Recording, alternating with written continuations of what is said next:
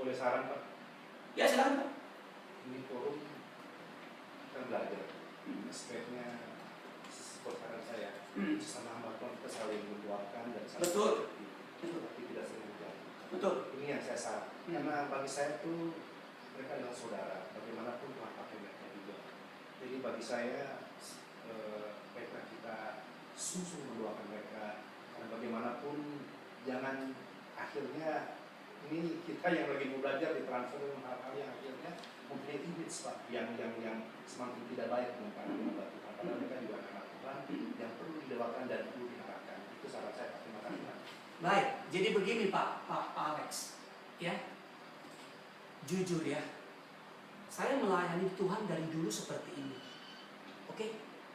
Dan saya tidak tipikal hamba Tuhan yang mau mencoba cari-cari teman dukungan, bukan itu. Saya sangat konsisten dengan diri saya. Saya sangat konsisten dengan pemberitaan saya. Nah karena itu, kenapa saya berpikir seperti ini?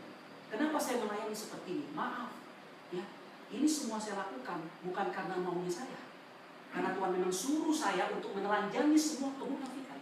Termasuk saya tidak mau jadi hamba Tuhan yang munafik. Mengerti maksud saya? Dan Bapak Ibu perlu ketahui, ya, apa yang saya lakukan ini berdasarkan prinsip-prinsip kebenaran yang saya gali. Maaf ya. Jadi kita nggak bisa memakai bahasa dalam arti seolah-olah saya sedang menghakimi. Tidak, saya sedang membukakan. Saya tidak ingin banyak orang Kristen tersesat. Kenapa? Karena Alkitab dengan tegas mengatakan bahwa penyesalatan itu harus ada dan menjelang Yesus datang kedua kali, hamba Tuhan palsu itu makin banyak. Dan saya nggak bisa biarkan itu. Ngerti? Ini bukan menghakimi. Ini bukan soal menjelek-jelekan. Maaf, saya sangat tahu membedakan mana menghakimi, mana menjelekkan. Bisa mengerti maksud saya ya? Nah karena itu buat saya secara pribadi, saya tahu banyak orang yang kan nggak suka, nggak ada masalah buat saya. Ya, artinya apa? Apa yang saya pahami, apa yang saya dalami, apa yang saya doakan, apa yang saya gumuli, itu yang saya beritakan. Jadi kalau ada orang nggak setuju dengan pemberitaan saya, nggak apa-apa, nggak ada masalah buat saya. Ya. Kalau ada orang mengatakan saya menghakimi, ya nggak apa-apa. Tapi maaf, di hadapan Tuhan saya mengatakan ini hasil pergumulan saya yang begitu mendalam. Karena apa yang saya lihat langsung di lapangan, itu yang saya mau nyatakan. Dan saya tidak ingin, ya, murid-murid saya itu nggak menghormati hamba Tuhan, bukan. Tetapi saya tidak ingin juga murid-murid saya menjadi orang Kristen yang tidak memiliki kepekaan, yang tidak memiliki pemahaman yang benar. Maaf ya, saya sering konferensi ketemu dengan para pendeta, bukan tidak sering saya. Ya. Bahkan dalam alumni 3 saya ngomong seperti ini, banyak mereka nggak suka dengan saya, nggak ada masalah buat saya. Tapi maaf, ya, kalau nanti saya bicara jujur pribadi-pribadi sama mereka, sesungguhnya ya, mereka nggak bisa kok menampik apa yang saya omongkan. Jadi sekali lagi, saya secara pribadi ya akan terus menyuarakan kebenaran itu karena saya tahu persis kebenaran yang saya pahami. Dan maaf, nanti pada saatnya mungkin butuh saya akan bukakan itu secara segi bahasa asli. Kalau kita melihat hamba Tuhan yang benar dan hamba Tuhan yang palsu, maka wajib hukumnya bagi hamba Tuhan yang benar untuk membukakan kepalsuan itu. Itu wajib hukumnya. Tentu bukan berarti di sini saya ngomong seperti ini. Maaf, ya. Kalau itu konteksnya, ya, kalau konteksnya itu adalah semua para pendeta, tentu bahasa saya beda. Tapi ini kan konteksnya adalah murid-murid saya yang mau melayani Tuhan. Karena itu mari kita supaya kita jangan seperti hamba Tuhan pada umumnya. Maaf saya katakan, pada umumnya memang begitu hamba Tuhan.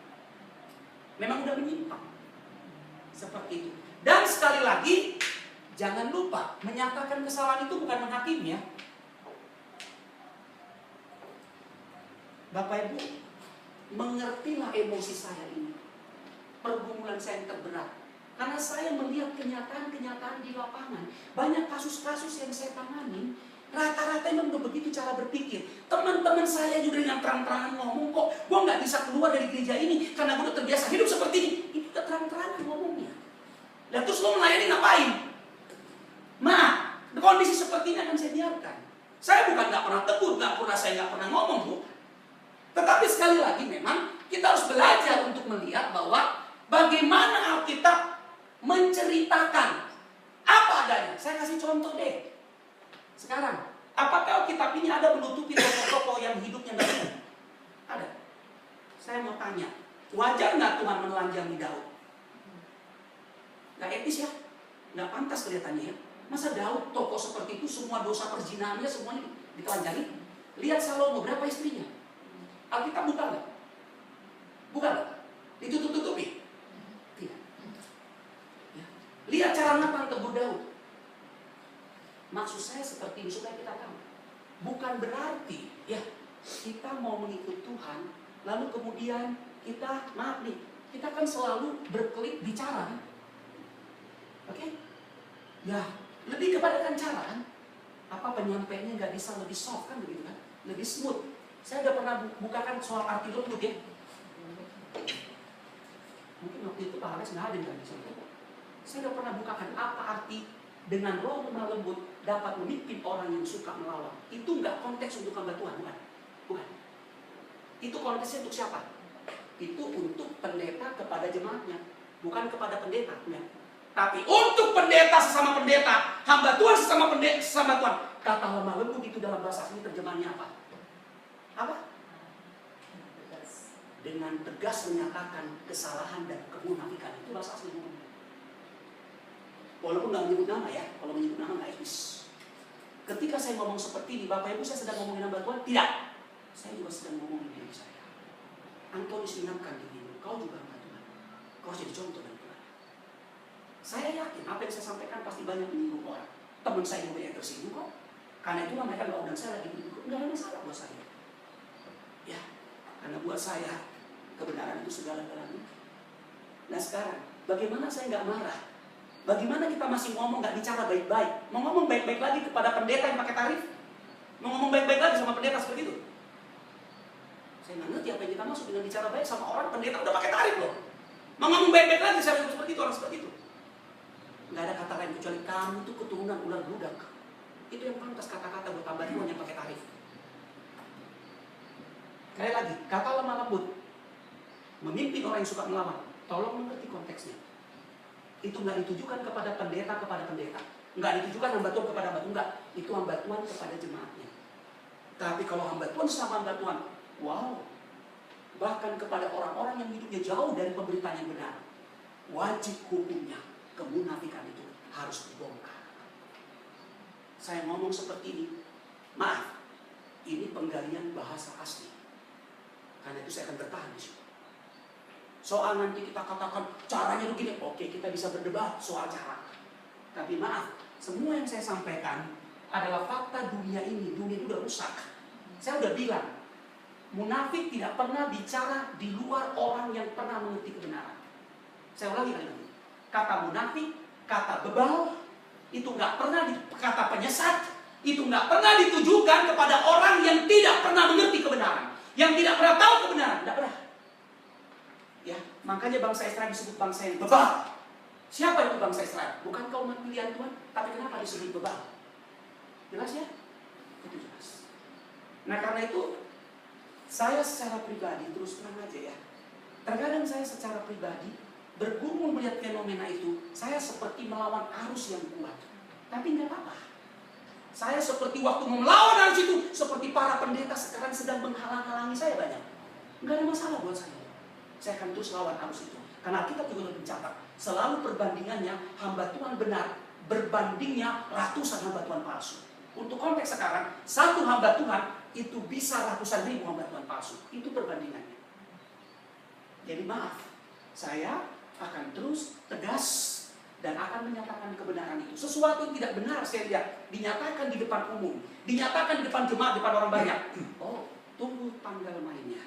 Saya pun akan nyatakan itu penyesalan. Jadi maaf, kita bukan sedang mau mencoba ya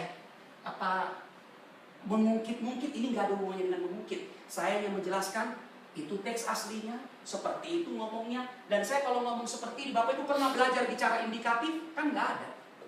Nggak ada orang nggak ada yang mengerti. Itu pernyataan yang tegas tentang sebuah fakta. Itu indikatif. Jadi respon saya seperti ini hasil dari pergumulan pribadi saya dengan Tuhan, dari pendalaman Alkitab saya, dari integritas yang saya miliki, dari ketulusan dan kemurnian saya melayani Tuhan. Dan saya nggak pernah melayani, maaf, untuk ini. Dan saya nggak pernah melayani untuk popularitas. Maafkan saya. Saya sangat tegas berjarak kepada orang-orang yang memberikan sumbangsi kepada gereja, tetapi kehidupannya tidak berkenan kepada Tuhan. Makanya saya ngomong, Bapak Ibu tolong tunjukkan sama saya, di mana ada gereja yang mempersembahkan, yang mempersoalkan persembahan. Tunjukin ada. Apa saya akan biarkan ini? Tidak. Tidak. Ada gereja yang mempersoalkan persembahannya dari mana sana? Padahal Alkitab itu mengharuskan. Jangan lagi membawa apapun ke rumah Tuhan jika itu dari hasil yang tidak benar. Yesaya pasal 1 ayat 13. Jadi tolong kita sungguh memperhatikan ini. Ya. Kalau kita nanti baca seluruh kitab Yesaya pasal 1, khususnya baca pasal 1. Bagaimana Yesaya bicara begitu lantang. Maaf, yang dibicarakan di siapa tuh? Kedok para hamba Tuhan palsu semua. Bukan sih, ditelanjangi. Baca Yesaya pasal 1. Sampai pasal berapa itu? Itu semua.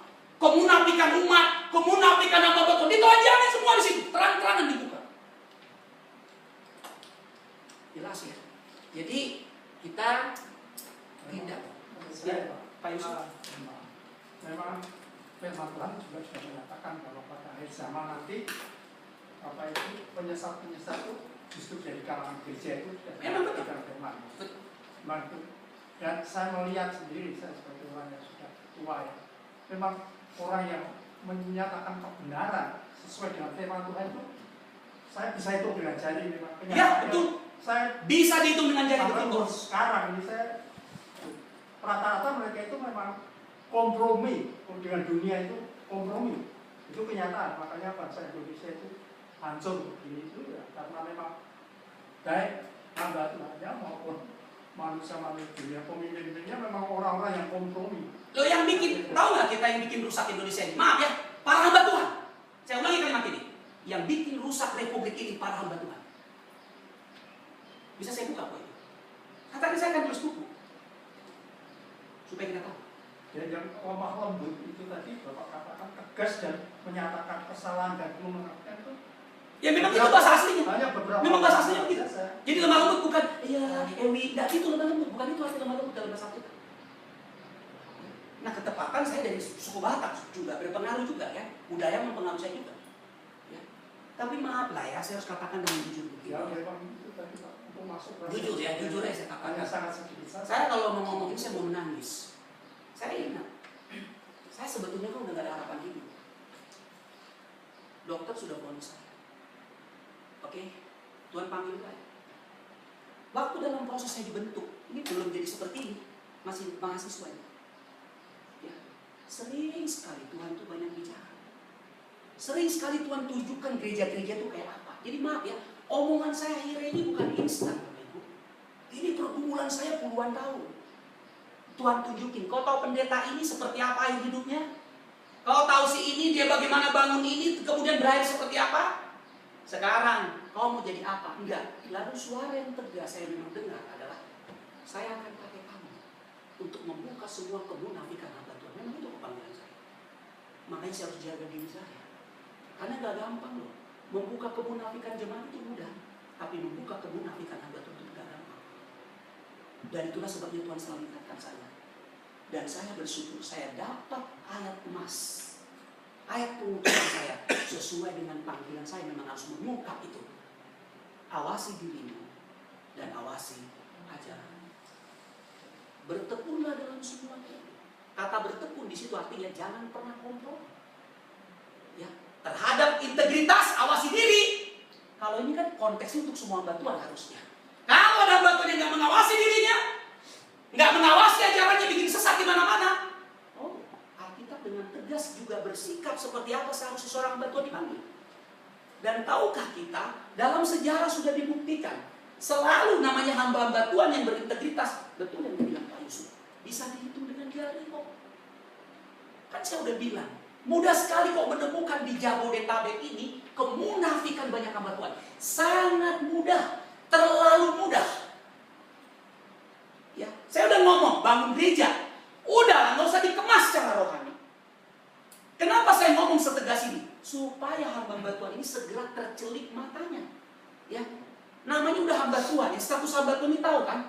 Beda loh dengan jemaat. Kalau kita bicara sama hamba Tuhan, kita nggak bisa lagi menggunakan bahasa untuk jemaat. Nggak bisa. Kenapa? Karena bagi seorang hamba Tuhan berlaku prinsip. Kalau ada satu aja yang disesatkan, batu kilangan taruh ke dalam lehernya, mati tuh orang. Itu loh untuk hamba Tuhan, nggak main-main. Bayangkan kalau udah sekian ratus disesatkan oleh orang ini, kita berdiam diri seperti ini. Nggak bisa. Tapi tentu nggak gampang. Karena untuk menyatakan kebenaran itu, dibutuhkan integritas. Karena itu saya mengawasi seluruh aspek hidup saya. Sekecil apapun saya tidak berkenan, saya harus segera datang sama Tuhan, minta ampun, dan saya bersyukur Tuhan taruh bumi dalam diri saya sampai hari ini. Begitu saya mencuri kemuliaan Tuhan, saya pasti serangan jantung. Udah 3 kali itu saya lakukan. Dan saya sudah bernazar sama Tuhan. Tuhan, begitu saya berkompromi sekecil apapun, angkat saya Tuhan. Lebih saya mati. Karena udah terlalu banyak penyesatan dilakukan oleh banyak hamba Tuhan ini. Saya tidak mau menambah bilangan itu. Biarlah saya melawan arus yang begitu kuat. Enggak apa-apa. Saya akan lawan arus itu. Jadi sekali lagi, semua orang boleh saja berdebat, semua orang boleh saja memberikan pendapat. Tapi buat saya, apapun pendapat hamba Tuhan, saya harus katakan sesuai enggak dengan teks asli Alkitab seperti itu. Kalau tidak, maafkan saya. Termasuk sikap saya harus sesuai dengan teks bahasa asli. Tidak boleh tidak. Jadi kita nggak bisa menilai hamba Tuhan berdasarkan budaya. Kita nggak bisa menilai hamba Tuhan berdasarkan selera kita. Kita nggak bisa menilai hamba Tuhan berdasarkan kebiasaan kita. Kita nggak bisa menilai hamba Tuhan berdasarkan tradisi budaya kita. Nggak bisa. Hamba Tuhan harus dinilai berdasarkan prinsip-prinsip kebenaran. Makanya arti hamba Tuhan itu berapa artinya? Berani berdiri dengan tegas di atas sebuah prinsip kebenaran. Itu artinya. Makanya jadi hamba Tuhan itu nggak main-main, Bapak Ibu.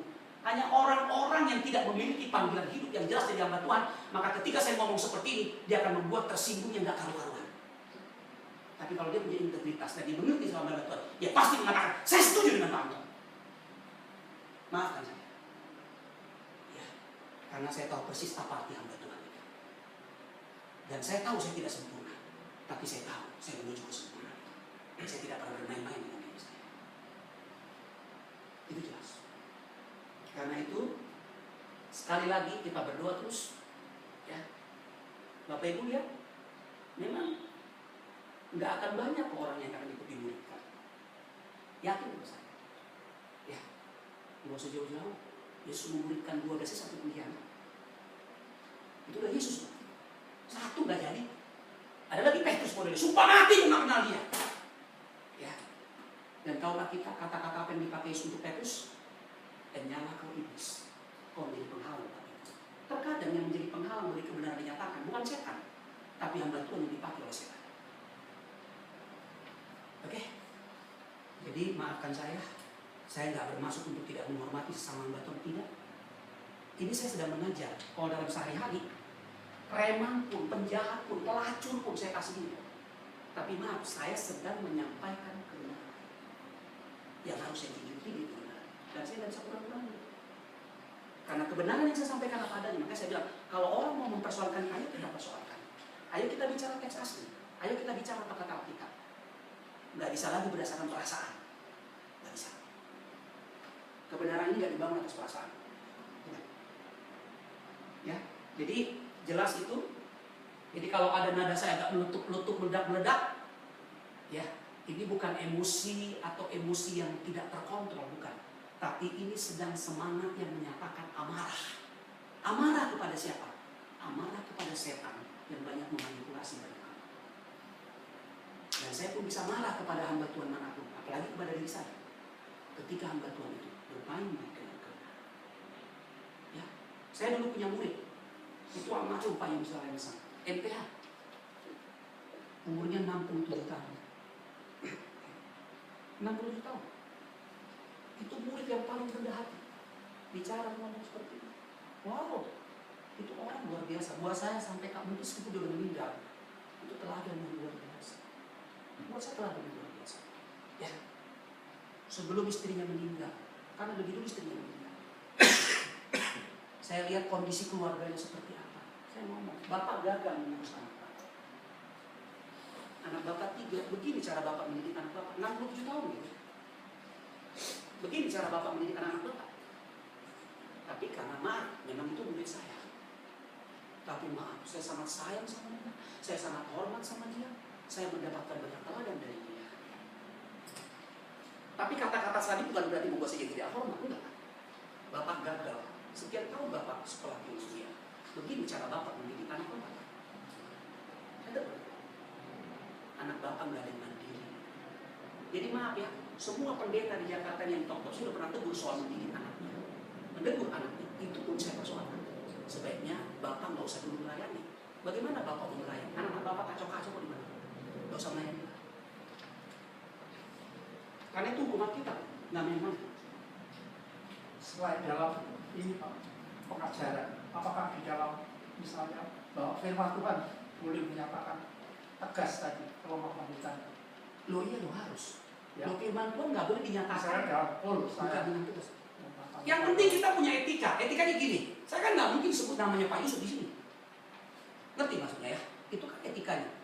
Nah, tapi begini, ada juga etika yang namanya harus disebut. Itu juga ada dalam Alkitab. Begini caranya. Bapak Ibu tahu Benny Hinn? Tahu kan Benny Hinn? Paul Yong Bicu tahu? Itu tadi yang Ibu Liani ngomong. Itu kan kayak gitu imannya. Bayangkan kamu punya PVW, oke kan? Nah, kayak gini kan banyak. Gereja di Indonesia ini kan banyak dipengaruhi oleh Korea. Yang banyak bagus, tetapi nggak sedikit juga yang sesat. Ngerti maksud saya? Nah sehingga akhirnya keadaan iman yang dimasukkan itu bukan iman sebagaimana di Jakarta kita. Kenapa? Karena mereka yang membayangkan, kau bayangkan ini gerejamu bangun ini, bangun ini, bangun ini. Saya kasih contoh deh sederhana sekarang, YPPII. Ini lembaga saya besarkan. Dulu waktu pertama kali dapat misi dari Tuhan, mantap banget. Oke, bangun. Sekarang udah apa YPPI? Udah nggak ada nama YPPI. Sekarang menjadi lembaga, semua aset milik pribadi kok. Yang begini-begini Bapak Ibu nggak bisa lagi ditutup-tutupi. Kenapa? Karena ini udah proses panjang. Diingatkan berulang-ulang, diberitahu berulang-ulang, tetap mengeraskan hati. Alkitab memberi tempat. Suatu saat saya pun akan menyebut nama-nama siapapun pendeta top di Indonesia ini. Jika proses di awal saya lakukan dia nggak mau dengar, karena Alkitab memberi tempat, harus diumumkan di depan jemaat. Gitu loh Alkitab ngomongnya. Jangan main-main. Kalau dia ditegur nggak bisa lagi, nggak mau mengaku salah dan nggak mau bertobat, nggak mau melayani dengan benar, memang wajib hukumnya diekspos. Jangan hubungkan itu dengan Daud ya. Saul dengan siapa? Daud ya.